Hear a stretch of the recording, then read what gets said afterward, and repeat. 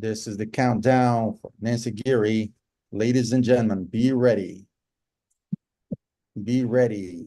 In 10, 9, 8, 7, 6, 5, 4, 3, 2, 1. Ladies and gentlemen, this is Fabio Marques, and this is Fabulous with Fabio, the talk show that shows how fabulous we can be. My guest today is a fabulous human being, a fabulous speaker, instructional designer. You can learn a lot today. Just pay attention, stay tuned. You can watch this interview, Fabulous with Fabio, with Nancy Giere, today here at Fabio Marques 007, YouTube channel Fabio Marques 007, or later in our podcast, also Powerful Insights for Business.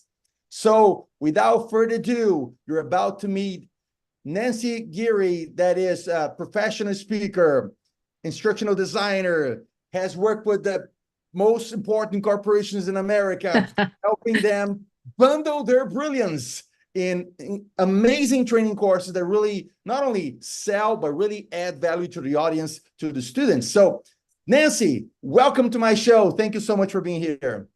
I'm happy to be here today, Fabio. How are you doing? I'm fabulous. That's the way it is. Of course you are. Now I'm going to show everybody here how fabulous you are. So let's start, tell us a little bit about how come you became so fabulous? What happened? A little bit of our story, when you had that Sure. click, let's say, okay, I'm going to be a professional speaker, or I'm going to be an instructional designer, or whatever. What is moving you forward through all these years? Well, the biggest change that happened in my career was early on. So my boss asked me, he said, "Hey, can you create a course for us?" It was when banks were deregulated and they could sell more products. It's like, sure, I'll do that. And he said, "You're a good talker. You're just the right person." So I did it. I really didn't know what I was doing, and I put it all together, and it worked pretty well. And then from there, I did everything very instinctively until I took a role at a company where they hired 30 of us as instructional designers, and we all had to operate in the same way. So that's where I learned about the instructional design methodology. And while I was there, it was an awesome experience. And it really was the key in the road to being fabulous, because I had a manager and a quality assurance manager that looked at everything that I did and said, okay, what can we do to make this better? So in addition to doing the work and getting feedback, they brought in graduate level courses for us to take in a lunch and learn type of a format, so that I was learning about the profession in a broader context. And that experience made a huge difference in my career, and I just built on that from there. All right. So you had the chance of working with very talented people, Yes. good mentors, good leaders that were Yes. really committed to helping you understand all the nuances of design training workshop that really help people, right? Yes. To really look at it from, structurally, how should information be put together to have it work effectively? And then from there, then we looked at it from the, so that's like the process and the analytical side of the work.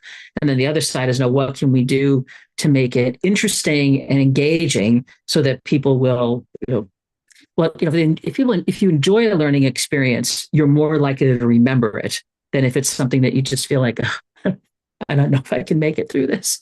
That's right. And how long have you been involved in this, all this knowledge about how to really convey and create a beautiful and engaging learning experience? Well, it's been about 30 years. 30 years. I know I look fabulous, don't I? Yeah, you started for with somebody nine. at it this long. Exactly. Yeah. Exactly. I was a prodigy. For everybody watching, pay attention to this, because we have so many people out there. They believe they just have to open their mouth and everything will be fine and everybody will learn, right, seamlessly. That's not the case.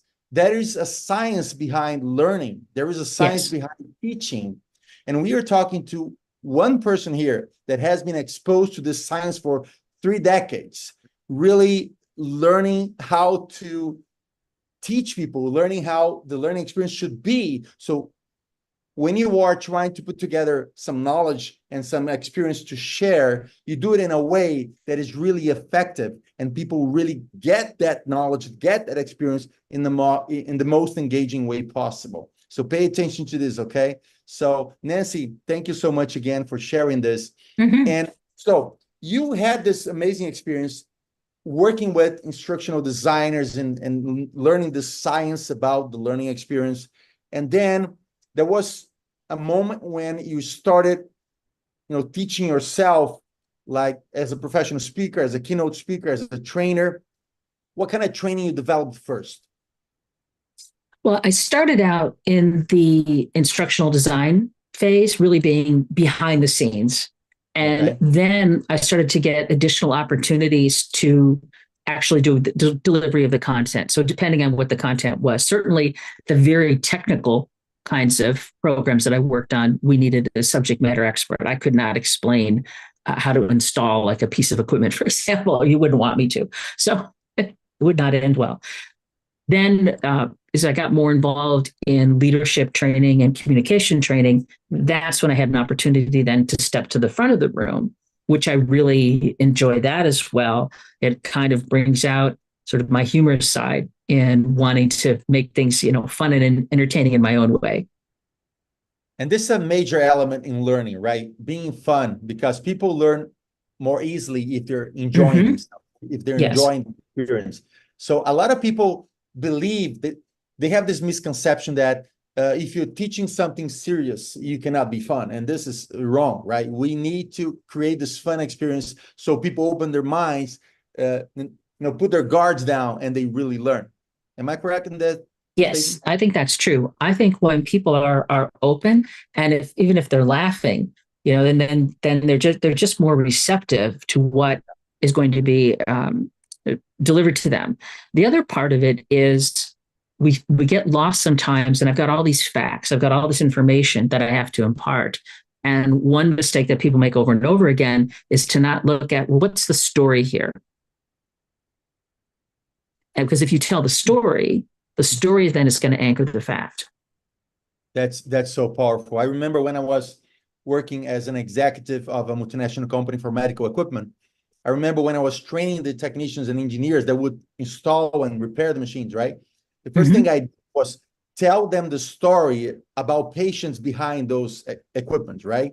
How many lives they could change if they install and repair and calibrate those equipment properly. They would help people see again.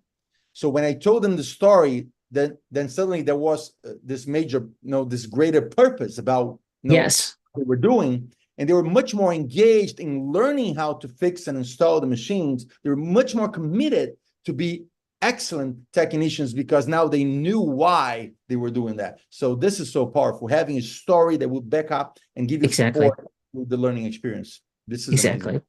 Because it is such a great example of people seeing there's more meaning behind what I'm doing, as you said. It's not just this physical piece of equipment or whatever that they're putting into place. It's not just a process, but it's, well, how does this impact the people that we serve? And that then that's like a way of kind of bringing people in. That's a hook. That's an example I would think of a hook. That if we do this, this is what the end result is going to be. This is lives saved. It is a dramatic. So many ways to tell stories.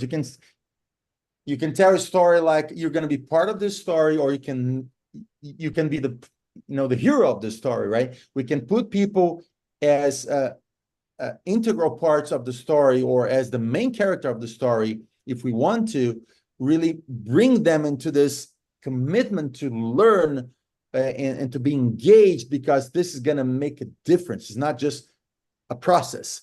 This is something that can be life-changing for them and for the people they serve. Yes.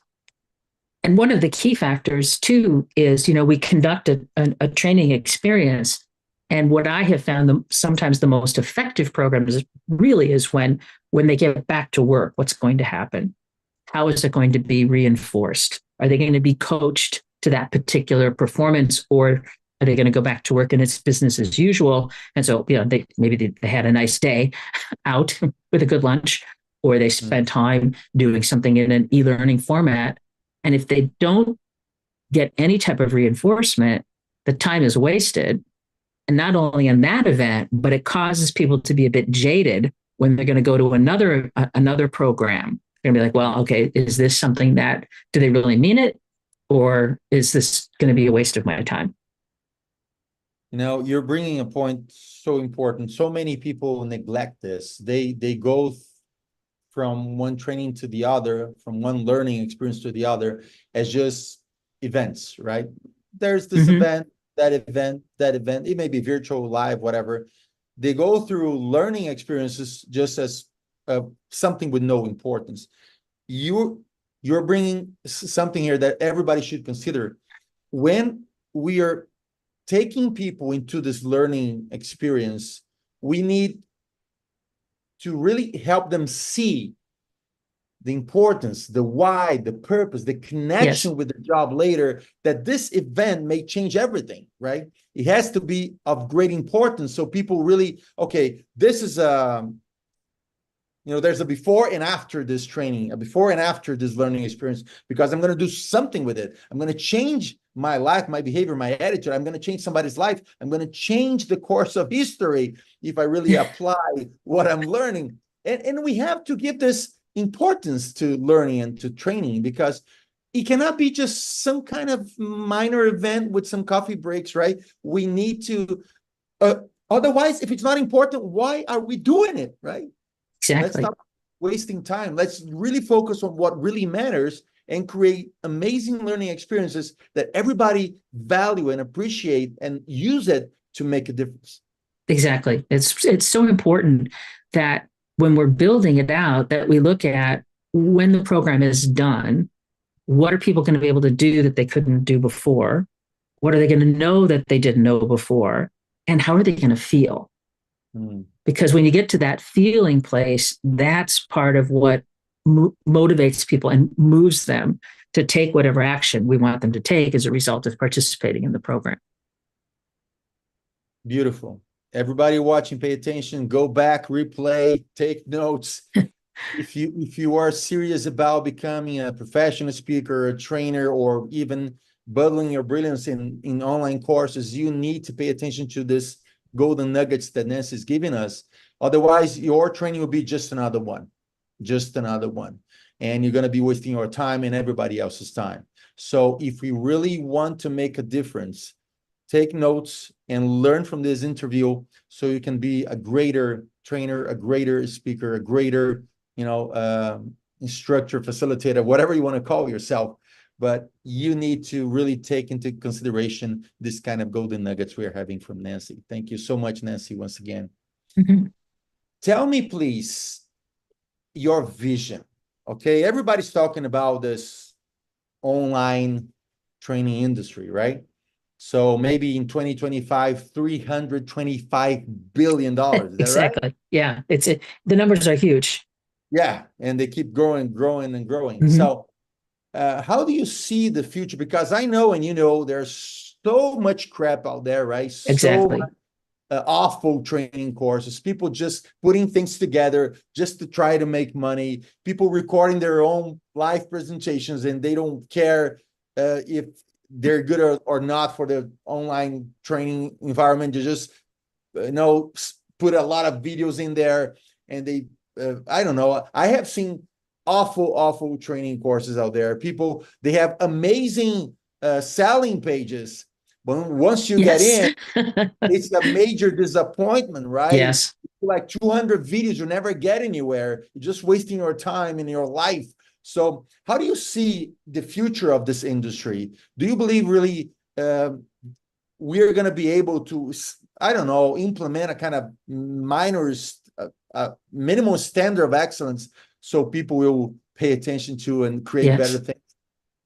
I am concerned about the future of the industry as much as I am about the current state, because what happened during the pandemic is people they panicked and they pushed a lot of content out without really thinking about it from a design perspective.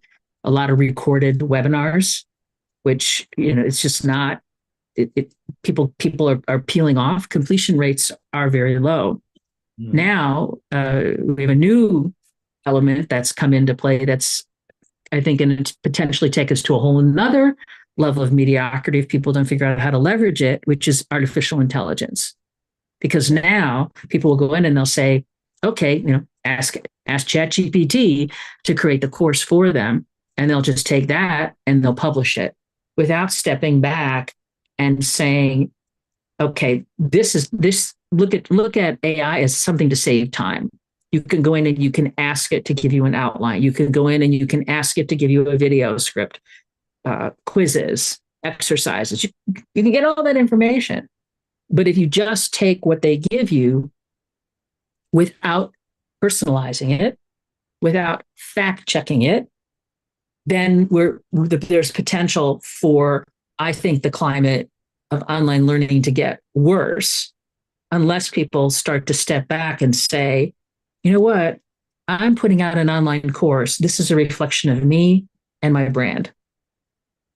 So if it's me and my brand, wouldn't I want to put something out there that's going to be powerful, that's going to make a difference, that's going to help me to grow my business and attract more people and serve more people in a more powerful way? Wouldn't that be better than taking this shortcut? Now, there's nothing wrong with doing things to save time. I'm all about that. And I've been using it in a way to save time, but I make sure that it's all personalized, whether it's me expressing myself or me working with a client that it's their expression of their body of work and how they want to show up in the world. We take it from there and we level it up. And I would love it if people would see it from that angle of what can I do to level this up and make it better? Because how many people have put courses out there and nothing's happened? Mm-hmm. Yeah. And not only nothing has happened for them, but neither for their clients. Yeah, exactly. So this is so sad. And, this is a major point. Artificial intelligence, it is a tool to save time.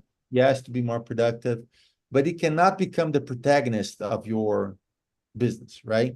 It has to be an assistant, a tool. But as you said, we need to take responsibility and think about our brand. And as you said, our courses are a reflection of who we are and a reflection of our brand and our business. So we need to be very, very careful about how to use it in a way that, okay, it can be my assistant, but it will not replace me. Because if we allow artificial intelligence to replace natural human intelligence, right, especially in courses, learning online will become a commodity. There will be no differentiator anymore, right? Because everybody knows that comes from artificial intelligence. So no, we need to, use it, but what is that I have, right, from my experience, my human experience, that is unique and I can put into that course? What is that my clients, my target audience,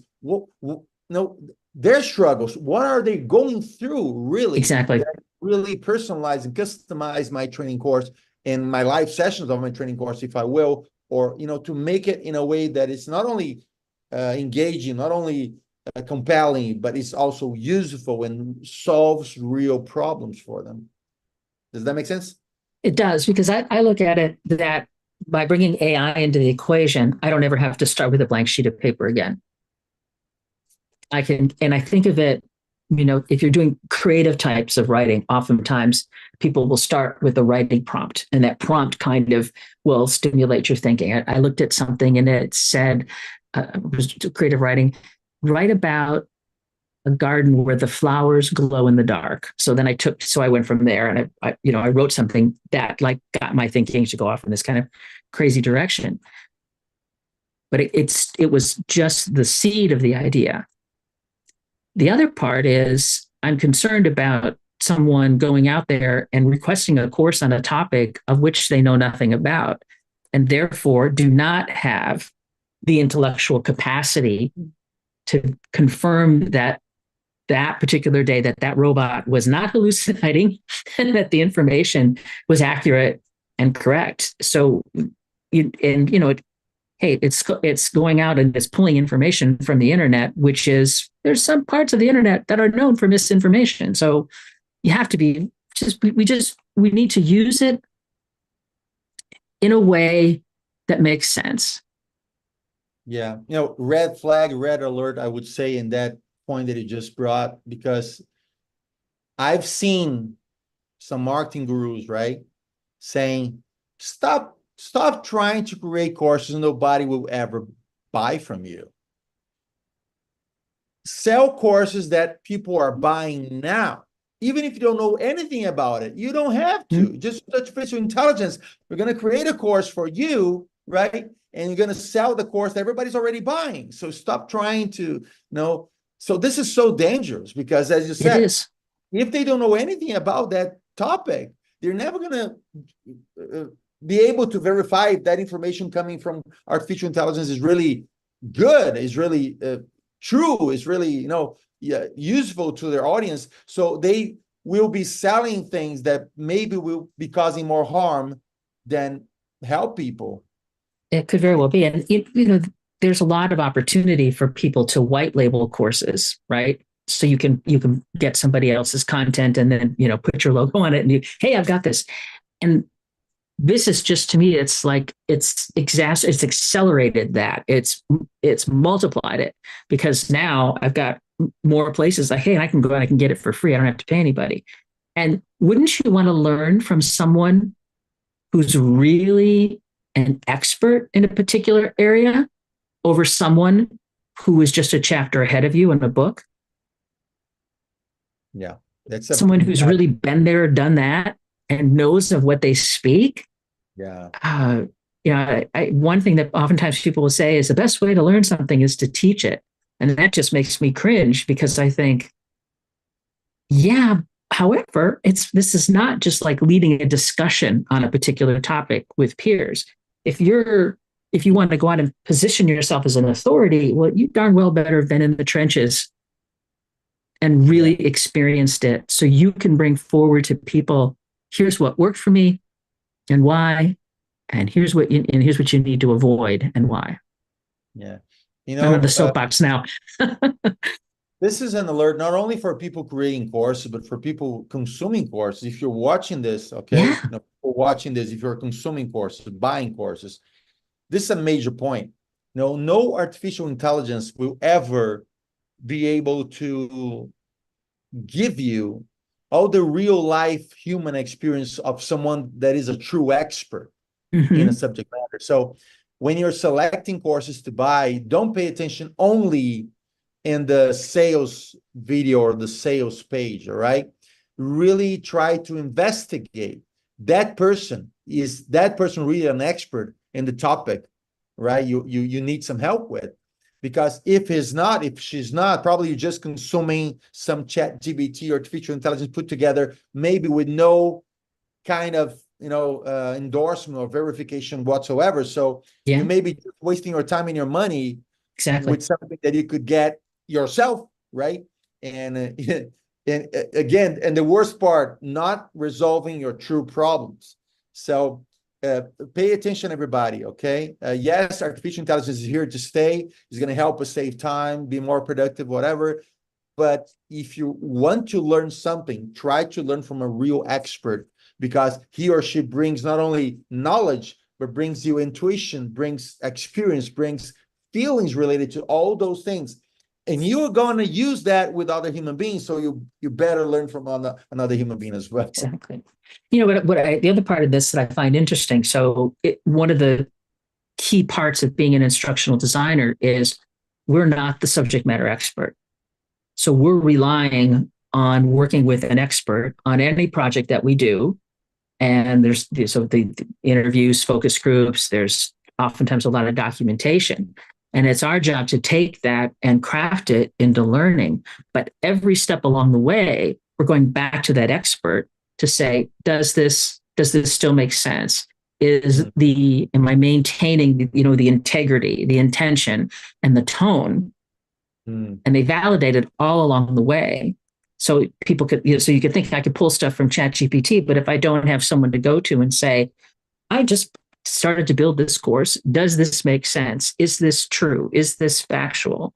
Are these scenarios, is it going to be that our target audience that they're going to say, yeah, that's me. That's what I experience every day. A lot of times people said, because I work in training, I go, well, what's your area of expertise? And I go, I got nothing. My expertise isn't any particular domain of content, but my expertise is in how to shape that content and turn it into something that's going to be an effective learning experience. Great. I have a challenge for you now. Are you ready? Okay, I'm ready. Uh-oh. Challenge time. Okay. But you're gonna go through this easily, I'm sure. You have two audience, okay? You are in front of a large audience of 1,000 people. They're all speakers and trainers or teachers or instructors, right? And then you have to start your presentation with 3 key questions you want to ask them to put them into this mood of reflecting about how they have built their courses so far. So what are the 3 key questions you would ask an audience of 1,000 speakers, trainers, facilitators, instructors, and teachers? First question is, who's your target audience? Who do you serve? Who do you serve? All right. The second question is, what are their pain points? Are you coming at this from the perspective of that what you're going to offer is a painkiller, or is it a vitamin? Somebody gave that line to me not too long ago. But who's your audience? What are their pain points? And how are you uniquely qualified to resolve that pain for them? Okay, write down, everybody. So what is your target audience? Who do you serve? What are their key pain points? And how are you uniquely qualified to serve that audience? And are you going to serve them as a painkiller or as a vitamin? I like that as well. Beautiful, beautiful. All right, very good. Now the second part of the challenge. Okay. Now you are moved to a different conference room now. Now you have 10,000 people, and they're all consumers of training courses, okay? They're eager to buy training. They're all consumers. What are the 3 key questions you want to recommend they ask themselves before they buy their next training course online? Well, the first question, we kind of can flip it and say, what are you experiencing right now? What is it about your life that you want to change based on some pain that you're experiencing, or you want to go to a new level, take your profession, personal life to a new level. Mm-hmm. So kind of really looking at what is it that you really need to be successful. Okay. And then the second thing would be, what in research, and are there any particular thought leaders that you want to follow? Is there someone out there that you look at that person and go, I want that. I'll have what she's having, right? What he's having. That'd be the second part to look at. And look beyond, like you were talking about the sales page. Oftentimes, the best marketer wins. And there may be someone that has great content. So it's really finding out about what's the background and expertise of the person. Where is this somebody that you really feel that you can learn from? Have they been through similar circumstances to what you're trying to overcome? Or have they been able to help a lot of people in similar circumstances? And I've been finding sometimes it's not just an online course that you need, but what level of support do you really need to be successful? Is it a problem that you need to learn something new?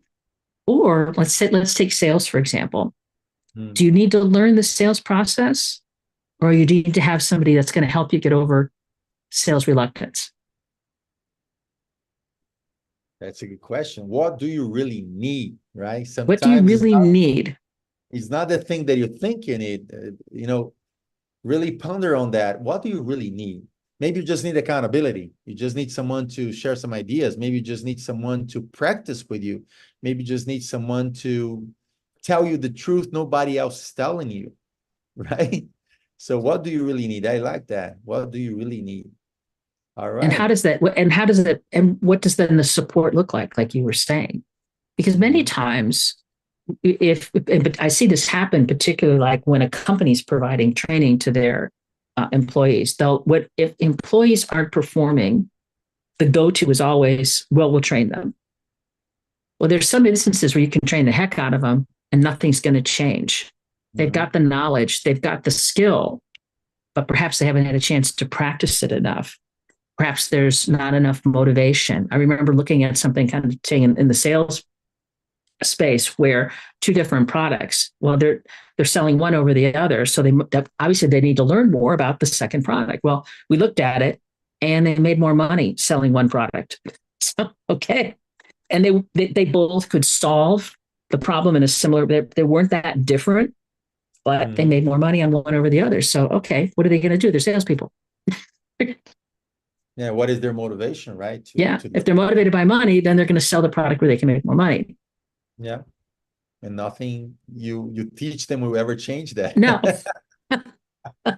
Yes. That would be a good example of wasting some money on training, right? Exactly. Oh, we believe they're not selling because they don't know the product. They know, and they know They know the product. They know which products they make the most money on.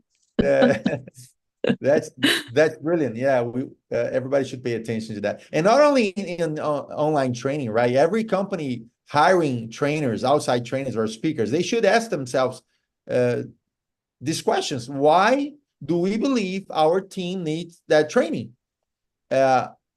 Is this really going to solve the problem? Are there any other motivations that maybe will get in the way of them applying what they learned? So let's look at training not as a magic pill that will solve any problems, all the problems. Let's look at training as part of a system, a strategic system of initiatives exactly. that you take to say, okay, how can we get the most out of our teams without, of course, wasting money, without wasting their time, and without making wrong decisions, right? So let's understand the human beings we are training. What are their motivations, their aspirations, their goals? What do they really want from life and from this company? So we can choose the best way to approach them and in their evolution process, right? Yes, I totally agree, because most of the time training is part of a broader solution. When you're looking at the corporate side of things, certainly it's not, it's just early. I'm trying to remember when they started happening, but oftentimes people that worked in learning and development, we started looking at ourselves more from a performance improvement perspective, because we would go in and we would do some research and analysis, and we would uncover all kinds of things that were going on in the company. And then we could go back and we could say, here's what we uncovered. And this is where there are knowledge and skill gaps, and training will fix that. But training is not going to fix anything other than a gap in knowledge and skill. That's it. Yeah. And of course, maybe some trainings will give a little extra motivation or inspiration, but if there is something wrong with management and leadership of the company, and training will be a waste, because if the leaders are not really aligned with the training ideas and purpose, if they're not really supporting their teams in applying what they learn, maybe 1 or 2% will really apply because they're super disciplined and determined and committed. But most people will do only what their leaders are constantly asking of them, right? Yes. What are they being measured on? Yeah. Yeah. All right. So what would be, I believe, a question nobody ever asked you. Okay, I'm going to ask you this question. I don't know. Let's see. Okay, we'll find out. I'm ready. What question would you recommend for someone that just bought a training program, okay, And for the very first time, this person is talking to the teacher, to the trainer, to the facilitator in a live session, right? In other words, the person bought the program already. It's a online course, online mentoring program, whatever. Right. He bought the program, and now he's having this chance of talking to the creator of the program. What would be one key question that person could ask the creator of the program to find out if this person, the client, is in the right place with the right person? I don't, what popped into my head was, what were you thinking? But that's not the good question to ask. What were you thinking? It would be interesting to say, can ask that person that they're learning from, can you tell me a story about how this process, this tool, this methodology, whatever it is, helped you? And then as the follow-on, or your clients. Great. What result has this, how has this impacted the people that you serve? This is great. Sometimes, yeah, go ahead. Yeah, because I think oftentimes people get involved and they start to teach something because it had an impact on them personally. It made a difference in their life. So that's one element that causes people to move to the stage, whether it's the big stage or the small screen. Yeah. But the other part is when they've got really good social proof around the different people that they helped and the difference it made in their lives. I love this question because this question will help the client who just bought the program really know if that creator has a good purpose behind the program or it's just there to make money. That question will reveal if the creator of the program really is committed to give their very best to their clients, to their students. So it's a key question. I really like it. Mm-hmm. So has anybody ever asked this question? No, that's the first time. So you were right on that, Fabio. I like to ask different questions. All right. So now I'm going to ask you this. Throughout your life, okay, working with other trainers, experts, facilitators, corporations, and seeing everything that you have seen, what were the 3 key lessons you have learned that you applied into your life or business that gave you the most amazing results? The first key idea, key question, key concept is really to piggyback on what Stephen Covey said, which is begin with the end in mind. To always start by looking at the outcome. Mm-hmm. Kind of going back to what I said earlier, what are people going to be able to do, know, and feel? And if you always have that front of mind as you're working through the program, new ideas, new bits of information come in, whatever, you can bump it up against and say, is this in alignment with where I'm going in this particular course? Or is this something for another day? That's probably one of the most important things that people can do. And to really get clear on who you're serving. Mm-hmm. And how do those work? Where are they now? So if I want to get them to here and they're here, what's required for me to close that gap? Okay. This is lesson number 1. Okay. So you want to, so there's 2 more. Yeah, if possible. Okay. The second part is different types of content needs different kinds of treatment. And by that, I mean, there's certain skills that people need to practice and get feedback on in order to get better. So, for example, I worked on a curriculum for welding for Pacific Gas and Electric. They could learn all of the math skills that they needed in order to cut pipes and angles and all of that in an online course. But when it comes to actually cutting that pipe and welding that pipe, they need to practice it. They need people to evaluate their work and give them feedback to tell them, what they need to do to improve. You can't possibly send somebody, if they just learn that all online and then you send them out, it's okay. What could possibly go wrong? A gas flame on a gas pipe. I mean, what could possibly go wrong? So you have to be thinking about it from that perspective, that the content has to be delivered in a way that it's going to be effective. The other part in all of this is different types of delivery methods have opportunities and constraints. So if you're working in person, if you're doing something on Zoom, or you're doing something in an e-learning evergreen format, that's independent study. Each of those, you have to think about how you're going to come up with the supporting exercises and activities in a way that are going to work in each of those different modalities. Perfect. Yeah, this is key. I remember when I told my clients in 2020 that I would do online things that we used to do in person. And we had like 40 hours workshop, like 5 days of each hours each. And I had to come up with very different activities. Yes. In order to make it work, right? So it was a huge success, but it took me much more planning, strategic planning about the learning experience that I used to have when I was in person. Because I needed to make sure that people will stay alert, engaged, and having fun throughout 8 hours, through 5 days virtually, right? Virtually, yeah. And it's harder to read the room when it's virtual.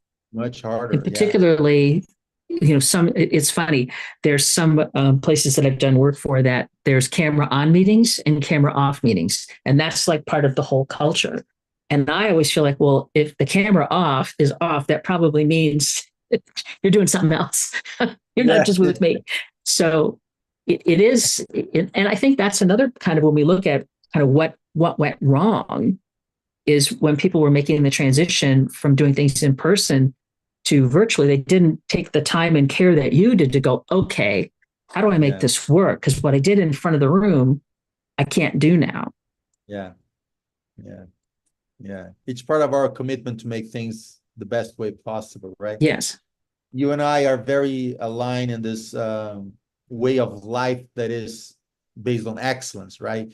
Trying to get better every day and help people get better as well. So we're always thinking about, how can I do this better? We just don't do things. We do things, but before we do it, we think, is this going to work? How can I change or implement something else that will help in the process? And not everybody really think about that. They just start doing things, right? And they keep doing things. And sometimes they keep doing for years without even stopping to say, is this working? They just keep doing. Yeah. So I would encourage everybody listening to us here, before you continue doing, stop for a moment. Think, is this working? Is this being the best use of your time and everybody else's time? Can you do better? Can you ask for help? Can you get professional help to design your course or whatever? If you're an expert, or if you're an executive trying to train your own team, if you're a business owner, maybe you need some help. You're not an expert in designing learning courses. Maybe you need some extra help there. So you can get much better results, and you're going to be saving money as well. Because the worst wasted money is the money you think you're saving by not asking for professional help.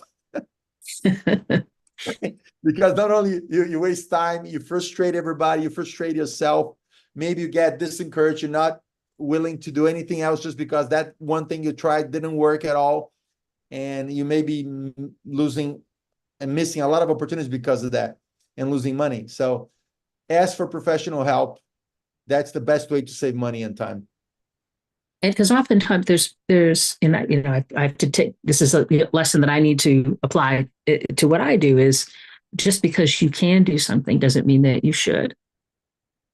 Say that again, please. Just because you can do something, it doesn't mean that you should. So who are the right people to have on your team to ensure that everything gets done properly? I have gotten burned a couple of times by working on parts of the process that is not my strength, and getting, Guilty getting as away from charged, my core everybody, right? strength, So Everybody. it's a lesson. Hopefully I'll stop having to learn it. But to really know, like, where are you good at? What do you really shine at? And who can you bring in that's going to, help you to really deliver the best program that you can. Perfect. So Nancy, please share with us not only how they, people can get in contact with you, because of course we're going to put out there in the description of the video underneath. They're going to have your website, your LinkedIn profile, of course.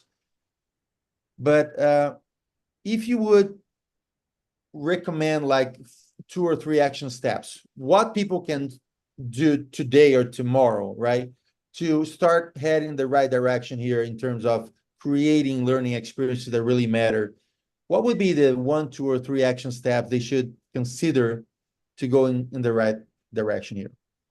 Well, first of all, to be really intentional about what you're doing. And as we were talking today, take a step back and look at your target audience and what do they need to be successful? What are they looking for? Are there questions that people ask you over and over again? What clues are you getting that there's a potential problem for you to solve? And then take time and look at other people's courses, whether they're people that you compete with or things that you want to learn. And when you're going through it, look at how they're doing it and go, I like that. I think that's a really interesting way of approaching it. Or, whoa, that's just boring as all get out, and start to just paying attention to what is going on. And when you're looking at doing the video portion, pay attention to what's happening in movies and television and news, and look at how often the scenes change. And what can you do to have your courses where there's something that's just changed, because it changes like this. So what can you do to be creative with graphics and B-roll footage, and to really think of it as a visual storyteller? Because when we're consuming something on screen, it's visual storytelling is, I think, what it's all about. Yeah. Good tips. If somebody wants to work with you, what is the process? Can you explain to us in 1 minute, what is the overall process of working with you? How you add value to their experience? How, Sure. Okay. Well, first off, I like to meet people where they are and take them where they need to go. So it all starts with a strategy conversation where I get to know a bit about them and the project and what they want to accomplish. And then from there, there's 3 different paths that people can run down. One is I have an online course about how to create an online course, and the methodology in that course will work for any type of program. So it's like the do-it-yourself road. Then I have a done with you option where people can work within a group or work with me one-on-one, and I coach them through the process. And then the third option is done for you, where I'll actually build out the content for them and they'll act as the subject matter expert along the way. And sometimes these can get blended depending on where people are, but we sort of figure out, given where they are, what they've already done, and where they want to go, what's the best way to approach it in that initial conversation. Okay. It's super clear, super easy to follow, and it makes sense. So people can really choose how they work with you. Nancy, you are fabulous. You're doing an amazing job helping experts to really put their thoughts together, to bundle their brilliance, as you said, you say, right? Help them combine their experience, their knowledge, their motivation, their inspiration, and put in a way that will really convey the right message and truly help their clients through the process. So I want to commend you for that. I want to say how much I admire you and respect you for that. Thank you. How thankful I am for you to take the time to be in our show today. I want to really thank you once again. Oh, you're very welcome. It was my pleasure to be here today. And you stay with me after I finish broadcasting, because I want to talk to you for a second, okay? Okay. Ladies and gentlemen, this is Nancy Giere, right? That's the way I say it? You got it. You can go to nancygiere.com, and of course, I'm going to post all the links to get in contact with her in the description of the video. This is Fabulous with Fabio, the talk show that shows how fabulous we can be if we work with the right people. And you can watch this in Fabio Marques 007, Fabio Marques 007 YouTube channel. And later you can listen to in the same interview in our podcast, Powerful Insights for Business. I wish to all of you the best of the world, health, wealth, happiness, because you deserve it. Just remember, in order to deserve and earn those things, you gotta be fabulous. Don't accept mediocrity. No, pursue excellence, and you will be fabulous. Thank you so much. See you next.